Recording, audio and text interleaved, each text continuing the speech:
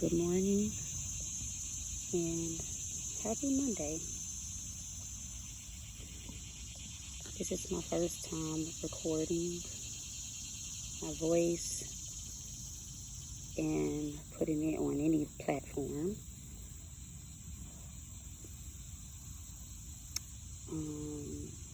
Something in me, a force or some kind of power or urge or whatever you want to call it, has been just sitting and really calling me to speak, to talk.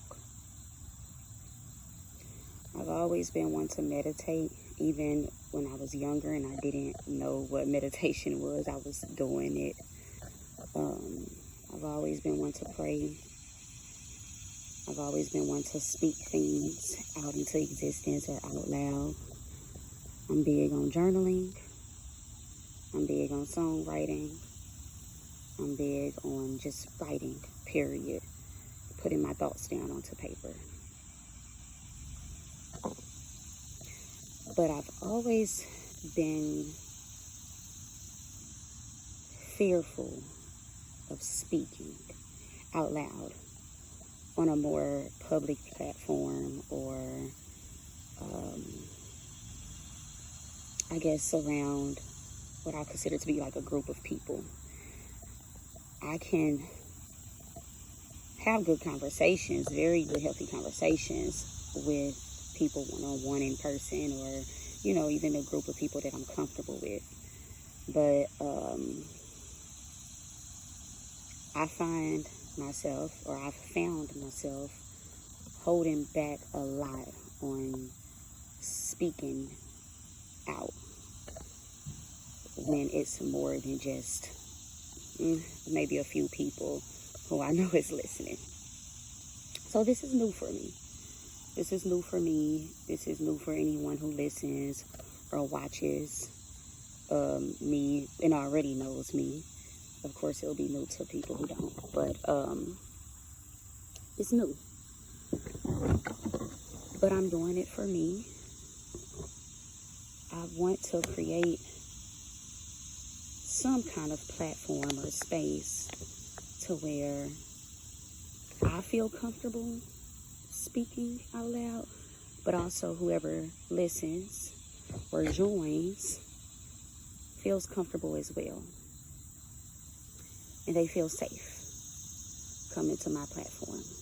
They feel unjudged coming to my platform. They feel accepted and even loved. So, with that being said, my first topic that I would like to speak on and post is really the art of self-love. And I can go more deeper into this as time goes on, but I want to start off by really throwing that out there, and the beauty of being alone. It's not a scary thing, y'all, by the way. It's okay to go a full day without talking to anyone, without communicating with anyone, with just talking to yourself and hanging with yourself and being with yourself and sharing a meal with yourself and figuring life out, or just the day and your schedule with yourself. There's beauty behind it.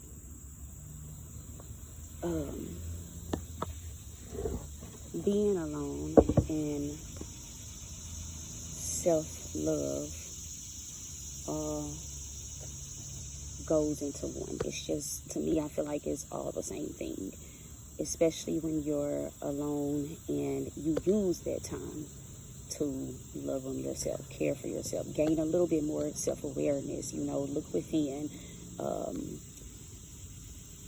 in a selfless way. You get what I mean? Not going alone and losing empathy for others, losing compassion for others and yourself, but losing all those good things that really bring about the beautiful things in life. But being alone, and instead of self-pitying or seething over anything bad that happens in life, or blaming, because we do that a lot. We can do that a lot when we get alone. Immediately we can try to blame the world for our problems, right? Most of the time, what I'm noticing within myself, and just being someone who studies human behavior,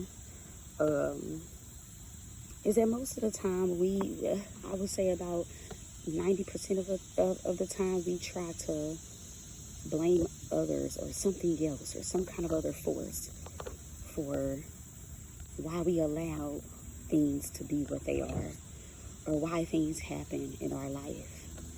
Instead of looking at life happening for us, we get alone and we sometimes look at life happen against us or to us, and that could be anything in life. So, with that being said, I believe that you, for one, receive that love and acceptance from yourself, but you gotta go within. Most of the time, us going within means being alone and being in our own space and taking control of our own emotions. Really, we cannot control what other people do, and we cannot control how other people feel, but we can go within and do that for ourselves. And that's where you plant the seeds for self-love. That's where you plant the seeds for self-awareness. And you start to feel more empathetic for other people and yourself. And you start to show compassion for yourself and others. Because we all know we have sucky days.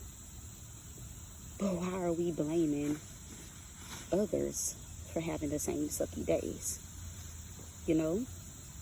That's not an act of self-love. Because once self-love really starts to settle in, and I don't think any of us will ever be hugely perfect on, self-love, whatever the case may be, and all of that. It's just impossible to be perfect on that, because once you gain self-love, you will start to gain more love and acceptance and gratitude and empathy and compassion and all of those great things for other people. So self-love will never always be 100%. What I'm saying is striving to really take some time and look at yourself and love on yourself as much effort as you would like to put into other people. And it's hard. It's hard. When you're a person filled with empathy, when you're a person who just wants comfort back and wants consistency back and wants gratitude and affection and intimacy and whatever communication and understanding back in whatever relationships that you form in life, when you're somebody who wants that back, you may find yourself being a giver. A lot of the times, you may find yourself being a giver. And giving can come in a lot of different forms. I can touch on that too later on. But giving in the sense where, okay, for me, I gave the floor to other people in life. Whether it was in the classroom setting or here on social media, or sometimes even in an argument or in a relationship or a conversation, I will give the floor. Go ahead, you talk. Go ahead, you write. Go go ahead, it's I'll figure it out. Or go ahead, it sounds like you know what you're talking about, maybe a little bit even more than me, giving the opportunity. And it's great. I never want to take away an opportunity for anyone to express themselves and be who they are. I will be your number one fan. you know so be who you are, but I don't want to continue to just allow the floor to be given in my standards. I want to share the floor. I want us all to be able to fulfill whatever creative thoughts and ideas and expressions that we have and put it out there for the whole world to see. I love it. I've been inspired by so many people, specifically my Black sisters out there who have been speaking and sharing their arts and their crafts and their words. And I'm just hugely inspired, So that's all I'm here for. And so, with that being said, I love giving. I know a lot of us love to give. I know a lot of us feel more comfortable sitting back and watching, or sitting back and listening, or sitting back and taking, because honestly, we do care. But I think it's time. I mean, the world is definitely showing it. But I think it's time for self-love to be priority. Period. I think it's time for self-expression in any platform, in any given situation, in any setting, and hell, with anyone. It's time for us to not hold back, and for me to not hold back, because I love myself when I speak up. I love myself when I defend who I am, because I know who I am. I love myself when I get to know who I am, right? I love myself for being courageous and always finding a healthy outlet to the greatest degree that I can. Like I said, we're not perfect. No one's perfect. I'm definitely no one's perfect. Not any of us. But what I'm saying is I'm proud of me. And I love me for always finding ways to work towards self-expression. And I'm going to continue to do that. I'm going to continue to do that. I'm going to continue to love on me, And so, I guess a little final food for thought would be, don't let nobody tell you you're not enough or that you're too much.